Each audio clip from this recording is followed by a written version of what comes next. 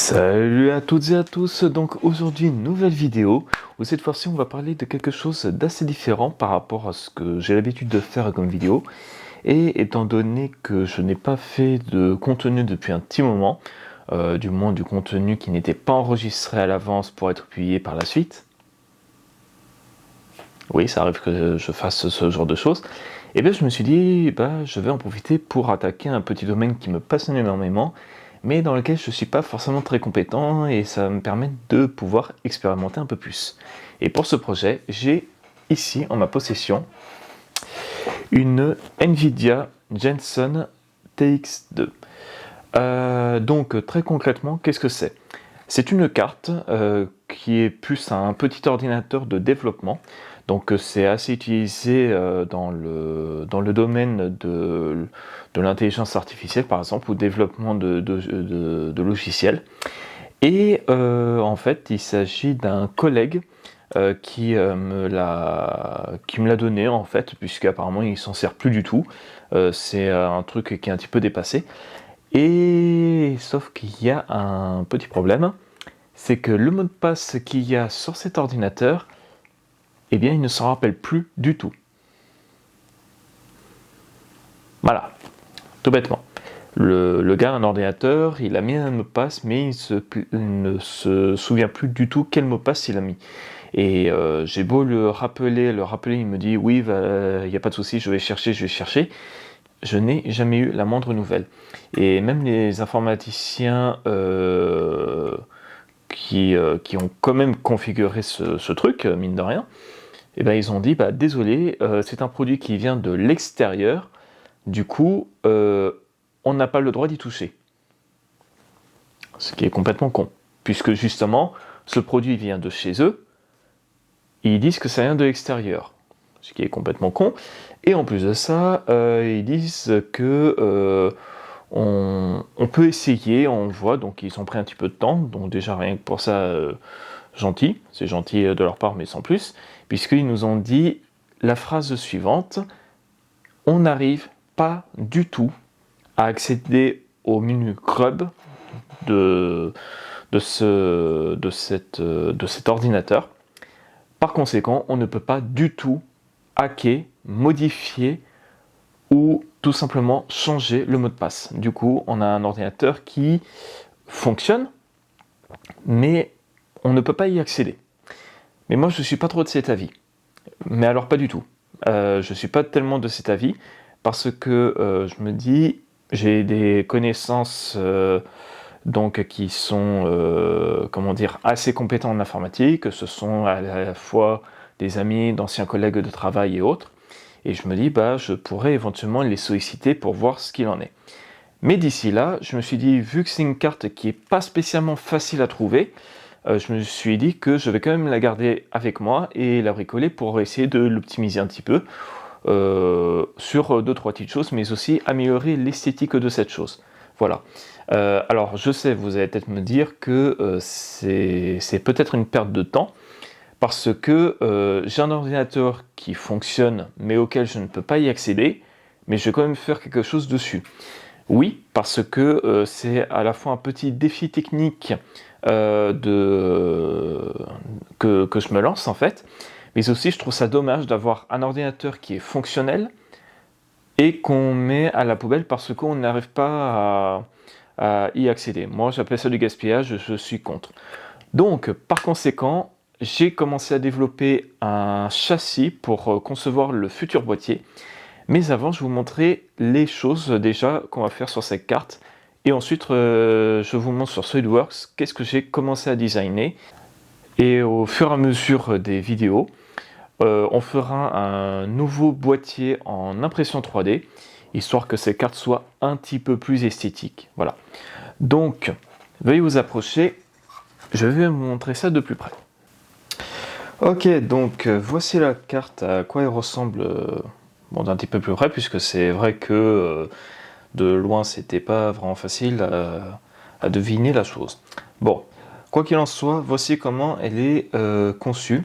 Donc on retrouve ici un port PCIe qui se trouve juste sur le côté gauche, une connectique SATA pour éventuellement un SSD.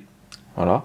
On a 4 boutons. Le bouton de démarrage est celui de droite. Le volume plus, c'est celui de droite aussi. Le volume pour le diminuer, c'est le gauche. Et le bouton reset. Voilà, tout bêtement. Ici, on a une petite caméra donc, qui se trouve juste là. Voilà, donc ça c'est une petite caméra qui est fournie avec le kit. Ah, et enfin, donc, on le voit bien. Tu veux bien faire la mise au point le truc. Et voilà, Nvidia Jensen TX2. Donc c'est comment dire, donc encore une fois, c'est vraiment un ordinateur de développement. Voilà. Et en fait, très concrètement, cette carte, c'est quoi? C'est cette carte-là, c'est la carte mère, d'accord. Et ce qui se trouve juste ici, c'est en fait le processeur qui fait aussi carte graphique et carte Wi-Fi, d'où les antennes. Voilà. Donc, je ne connais pas encore très bien ce produit. D'ailleurs, j'ai réussi à trouver le manuel d'utilisation de cette carte. Je vous mettrai le lien dans la description. D'ailleurs, je ferai un gros dossier avec un tableur Excel, tous les fichiers 3D, tous les sites internet, etc., que je vous mettrai en description à la fin du projet. Là, au fur et à mesure, je vous mettrai quelques éléments tels que des fichiers PDF, des manuels et ainsi de suite. Voilà, bon. Du coup, les premières améliorations que je souhaiterais faire, c'est à supposer que, je dis bien à supposer, que j'arrive à faire fonctionner cette carte, que le code il est enfin déverrouillé et ainsi de suite. Ce que j'envisage de faire, c'est ça. Déjà, les antennes qui sont juste ici, qui sont juste immenses, moches et qui sont encombrantes comme c'est pas permis, tout ça, je vais devoir les supprimer. Donc il va falloir retirer donc bien sûr les antennes, donc ça c'est facile. Retirer la petite plaque qui se trouve ici et déconnecter les antennes là. Alors à partir de là, vous allez peut-être me dire, ouais mais en faisant ça, vu que les antennes elles vont sûrement servir pour le Wi-Fi, je vais plus pouvoir la connecter à Internet. Eh bien en fait si, j'ai trouvé une marque du nom de Molex qui font justement des petites antennes autocollantes. D'ailleurs j'en ai déjà commandé 2, elles devraient arriver dans quelques temps. Et on peut les connecter donc directement ici, et une fois qu'on a les antennes, on pourra les fixer sur le carter à l'intérieur. Donc ça peut être vraiment pas mal du tout, premièrement. Ensuite, au niveau du port PCI ou de la connectique SATA, soit je mets un SSD, donc un CSD comme ceux qu'on trouve assez fréquemment dans certains ordinateurs, ou alors trouver un adaptateur pour passer en PCIe qui est juste là, à une carte SSD NVMe format M2. Donc vous savez les fameux 2280 ou les 2230, donc format compact, qui peuvent faire à peu près jusqu'à 2 Tera. Bon, je ne vais pas non plus prendre un Samsung 990 Pro de 4 Tera non plus, hein, faut pas déconner. Moi cet ordinateur, si j'arrive à le faire fonctionner, ce sera pour faire tourner quelques petits logiciels pour, par exemple, de l'impression 3D, du prototypage ou des trucs comme ça. À voir, vraiment à voir, c'est pas encore sûr et certain de comment je vais me débrouiller. Voilà. Autre amélioration que j'envisage de faire, et je crois que ça va être la partie qui va peut-être me prendre le plus de temps avec le carter, donc l'habillage externe de la carte, c'est le système de refroidissement. Déjà, le ventilo ne tourne pas, voilà, du tout. Au début, je pensais que c'était la carte qui n'envoyait pas de courant parce que le composant il n'est pas assez chaud, mais en fait non, je l'ai testé avec comment on appelle ça, une alimentation en externe, le ventilateur ne tourne pas, donc déjà il va falloir le changer. Et en plus de ça, cette espèce de ventirade en alu, tout ça, je trouve ça tellement moche. Bon, je trouve que de jolis petits caleducs en cuivre avec une plaque de refroidissement, des ailettes et avec des ventilateurs, je trouve que ce serait beaucoup plus stylé. Ça va faire un peu dans le style steampunk, mais franchement, j'avoue, c'est un truc qui me plairait vraiment beaucoup. Voilà. Donc voilà à quoi ressemble la carte. D'ailleurs, si par hasard vous vous connaissez un petit peu sur le logiciel Ubuntu, puisque c'est sur ce logiciel que tournent ces cartes, Et ben, si vous trouvez une astuce pour, comment dire, éventuellement essayer de modifier ou de retrouver le mot de passe, ça peut être pas mal. Par contre, ça sert à rien de me dire oui, il faut que tu appuies sur majuscule ou échappe lors du démarrage. Cherchez pas, j'ai essayé, le menu crop ne s'affiche pas du tout. Les seules commandes que j'arrive à faire, c'est éventuellement CTRL ALT F12 ou CTRL ALT F2 ou non pas CTRL ALT F1. Ça me sort juste des lignes, mais à chaque fois que j'essaye d'entrer quelque chose, on me met erreur, erreur, erreur. Donc voilà, donc si par hasard parmi vous, il y a des personnes qui sont assez douées en informatique et éventuellement en craquage et qui peuvent me fournir éventuellement peut-être une clé USB de décryptage, merci d'avance. Franchement, je veux que ce truc fonctionne. Aïe aïe aïe.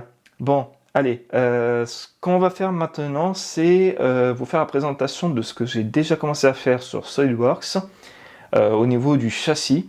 Il y a d'autres choses que j'ai commencé à faire mais que je ne vais pas vous montrer, je ne veux pas vous spoiler pour l'instant.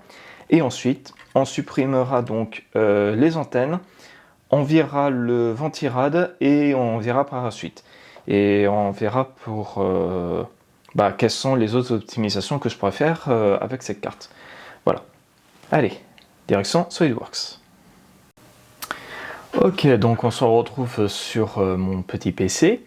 Enfin petit, le truc est à 3 écrans. Voilà, magnifique fond d'écran, n'est-ce pas? Enfin bref, passons.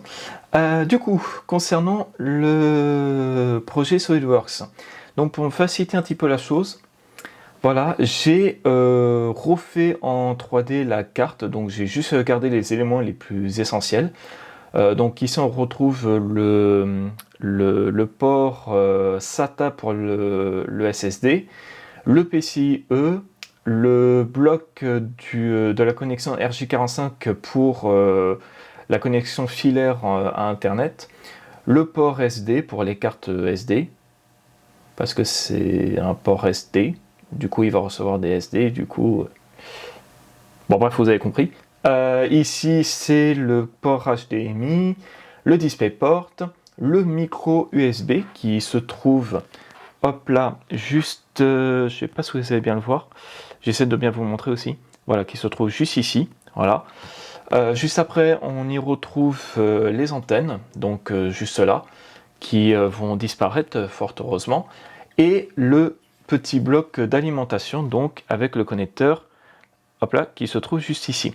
D'ailleurs, pour ceux qui me poseraient la question, le connecteur c'est un 5,5 par 2,5, donc c'est l'empreinte, et l'alimentation est sur du 19 volts pour 4,74 ampères. Voilà, cherchez pas, j'ai l'alimentation d'origine, normalement tout va bien. Enfin, à condition qu'on arrive à craquer ce putain de truc. Ici, donc, on a le TX2, donc le gros bloc qui se trouve juste ici, donc sous le radiateur, voilà. Et juste à côté, on reconnaît la caméra qui est juste là.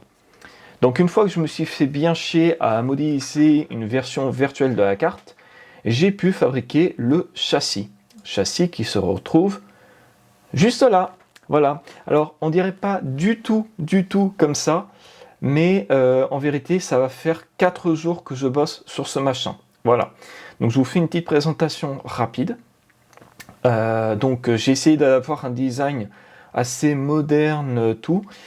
D'ailleurs, juste comme ça, pour ceux qui se poseraient la question, est-ce que je me suis inspiré d'un modèle en particulier au niveau du design, des matériaux, etc. etc. Eh bien, figurez-vous que oui, je me suis inspiré aussi d'un produit Nvidia, puisque la carte était Nvidia. C'est, hop là, alors attendez, je vais vous mettre ça ici. Où est-ce qu'il est? C'est là. Où c'est qu'il est? Ah, voilà. Le voici. Voici le Nvidia DGX A100. Donc, pour ceux qui ne connaissent pas, c'est tout simplement un supercalculateur utilisé pour tout ce qui est recherche, intelligence artificielle, etc., etc. Et je me suis dit, bah tiens, la carte c'est Nvidia, le boîtier ici c'est Nvidia, le design je le trouve vraiment superbe, avec cette espèce de façade en forme d'éponge métallique, dorée ou je sais pas quoi. Mais la plaque, j'avoue, elle est vraiment stylée. Et je me suis dit, bah tiens, je vais m'en inspirer pour faire le boîtier. D'ailleurs, voici à quoi... oula, bon, l'image est dégueulasse, on va trouver autre chose. Ah non, c'est toujours aussi moche. Mais déjà, c'est un peu plus propre. Bon, bref. Quoi qu'il en soit, voilà, je vais essayer de m'inspirer de cette architecture, de ce design, pour faire ma version du boîtier. Voilà. Donc, ça dégage, voilà. Donc du coup, voilà, donc j'ai essayé de faire un truc à la fois simple mais avec un joli design. Et à l'arrière, on retrouve donc tous les connecteurs arrière justement donc de la carte. Voilà, tout bêtement. Donc je vous fais une petite présentation rapide. Hop, j'ouvre les volets sinon on voit rien. Donc ici, attendez, on va faire comme ça. Oh, c'est ça que j'adore avec SolidWorks. Donc ici sur cet emplacement, donc ce sera la connexion avec l'alimentation. Voilà, donc ça c'est facile.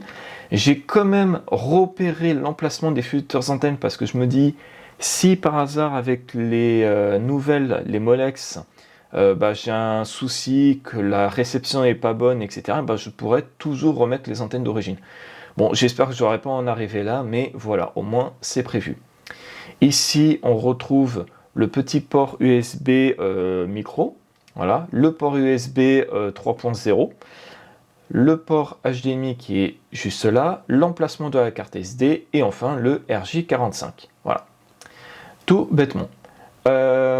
Ensuite, au niveau des aérations que j'ai fait ici, donc vraiment j'ai fait un design assez simple, hein, vraiment, je me suis pas trop cassé le cul, histoire qu'il y ait des aérations sur les côtés, voilà, et j'en ai mis également en dessous, voilà. D'ailleurs, pour ceux qui vont me dire, ouais, mais ton truc il va être en dessous, comment dire, ton truc lorsqu'il sera posé au sol, les aérations vont être bouchées, etc., etc. Alors justement, moi il y a deux solutions. Soit je mets dans les angles des petits tampons en caoutchouc pour légèrement surélever le boîtier par rapport au sol. Et dans ce cas-là, ça permettra donc aux aérations de capturer de l'air frais. Ou alors, éventuellement, faire une petite poche autour, faire une petite poche autour des aérations, de manière à ce qu'elles soient légèrement décollées par rapport au sol, pour qu'il y ait quand même une prise d'air. Voilà. Mais on verra ça en fonction. Ah, tout bêtement. Autre chose, le bouton de power. Alors, petit rappel. Alors attendez, je vais virer les antennes parce qu'en vrai, elles me font chier comme c'est pas permis. Hop, voilà. Tac. Désolé, il fallait que je le fasse. Donc, concernant les boutons power, donc, enfin le bouton power, c'est celui-ci. Sauf qu'une fois que la carte est dans le boîtier, je ne peux pas y accéder. Du coup, ce que je vais faire, c'est que je vais conserver le bouton power, mais je vais mettre deux fils reliés à un autre bouton pour pouvoir déporter le bouton power. Et par conséquent, l'amener juste ici, voilà, en façade avant, avec un joli petit bouton. Donc il va falloir que j'en trouve un assez joli, histoire de pas trop gâcher l'esthétisme. Voilà. Pour pouvoir démarrer le boîtier depuis l'extérieur. Voilà. Juste comme ça, les boutons volume, reset, ça je m'en fous complètement, donc ça je ne vais pas les reporter. Pour la fixation de la carte, donc on se retrouve là, et vous voyez donc on a 4 emplacements, donc qui correspondent, alors ce sera peut-être mieux comme ça c'est le derrière de la carte, aux 4 points de fixation de la carte. Donc j'ai pris les anthrax. Je vous mettrai tout, hein, bien sûr, hein, dans la description. Donc le plan des anthrax, etc., etc., les dimensions de la carte. Bref, je vous ferai absolument tout. La nomenclature, la mise en plan, le plan d'ensemble, etc. Je vous ferai tout. Comme ça, si par hasard parmi vous, vous en avez aussi une de carte Jetson TX2, au moins vous serez aidé. Donc voilà, donc les points d'ancrage ils sont ici, je les ai légèrement surélevés, alors je sais plus, je crois que j'ai 5 ou 6 mm, je sais plus exactement. Donc il y a ça, et juste comme ça, les cylindres qui sont juste ici, et ben ce sont des emplacements pour que par la suite je vienne mettre, hop là, à l'intérieur des inserts pour impression 3D, de manière à ce que le carter supérieur, lorsqu'il sera fini, d'ailleurs il faudrait que je commence à le faire, puisse venir, hop, venir par-dessus et placer des vis torque fraisées pour pouvoir justement fixer les deux parties du carter. Voilà. Tout bêtement. Et comme ça, on aura un joli boîtier final qui sera beau, qui sera chouette. Voilà. Et voilà à quoi va ressembler à peu près le tout. Donc, alors, je sais pas pourquoi, c'est un bug du logiciel, j'ai un rectangle bleu. Je sais pas trop c'est dû à quoi. Enfin bref, passons. Donc, que je vous montre à quoi va ressembler la carte une fois qu'elle sera dans son boîtier. Donc ça ressemble à ça. Et oui, vous remarquerez, j'ai déjà commencé à faire mon nouveau système de refroidissement pour le TX2 qui se trouve juste en dessous. Donc ce sera un système avec double ventilateur. Alors attention, ce n'est pas du tout la version définitive. Je ne sais pas si je vais mettre un ventilateur au-dessus et un deuxième en dessous, ou est-ce que j'élargis les ailettes de refroidissement et les caloducs de manière à avoir un ventilateur à droite et un ventilateur à gauche, et ainsi de suite. Voilà, là c'est juste une ébauche, hein, vraiment, à voir ce que ça a donné par la suite. Mais déjà, rien comme ça, je trouve que ça a vraiment, vraiment de la gueule. Voilà. Très honnêtement, il a vraiment de la gueule le truc. Dites-moi ce que vous en pensez d'ailleurs, vraiment, s'il y a le design qui vous plaît pas tant que ça, que vous trouvez que voilà, ça manque de ci, de ça, d'angle ou de ce que vous voulez, vraiment n'hésitez pas, faites-le moi savoir, mais moi vraiment pour l'instant ça me plaît beaucoup, vraiment. Donc il y a ça. Que dire d'autre? Bah écoutez, il n'y a pas grand chose, hein. Là on retrouve tous les connecteurs. Bon, là j'ai quand même laissé les antennes pour voir un petit peu ce que ça allait donner. D'accord, bon, ça dépasse, c'est moche, c'est dégueulasse, mais bon, on verra ça en fonction. Et puis voilà. Bon, c'est nickel. Du coup, au niveau de la présentation du projet, on en est là. J'ai toujours ce rectangle là, je sais pas c'est dû à quoi, ça me fait chier. Enfin bref, passons. Du coup, maintenant, on va commencer à faire des petites modifs sur la carte. Donc j'ai commencé à virer les antennes. Hein. On va continuer et voir ce qu'on peut faire par la suite. Allez, c'est parti, let's go. Bon, allez, c'est bon, on va essayer de monter 2-3 petites choses. Donc c'est vraiment très simple, hein. Les choses qu'on va retirer, c'est surtout les antennes qui me servent absolument à rien du tout pour l'instant. Je dis bien pour l'instant. Et ensuite, on va bien sûr virer les câbles et surtout retirer le ventilateur avec la grille d'aération qui, pour moi, est déjà moche et en plus de ça, qui ne fonctionne pas. Voilà, tout bêtement. Allez, c'est parti.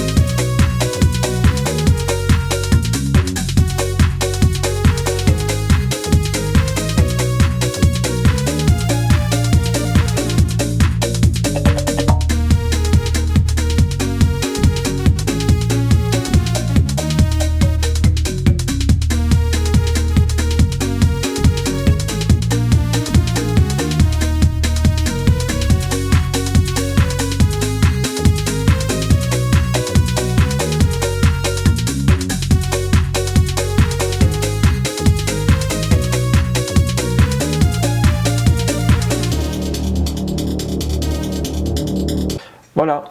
Bon, bah ça y est, la carte elle est démontée. Et du coup, le reste on verra dans une prochaine vidéo. Bon, si ça vous a plu, n'hésitez pas à me le faire savoir. Bon, je pense que vous connaissez la chanson, hein, vous likez, partagez, commentez, vous abonnez si ça vous fait plaisir. Donc voilà. Si vous avez des suggestions sur ce projet, voire même des recommandations qui est pour le craquage du code, parce que même avec les soi-disant informaticiens qui sont soi-disant compétents, je leur demande, ils me disent on n'y arrive pas. Change de boulot mon gars, hein, que je te dise quoi. Enfin bref, bon, en tout cas j'espère que cette vidéo vous aura plu, on se retrouvera pour le prochain épisode où on recevra peut-être quelques éléments et aussi on imprimera le châssis en impression 3D. J'espère que vous serez nombreux à voir l'épisode 2. D'ici là, je vous dis à les prochaines, portez-vous bien, ciao.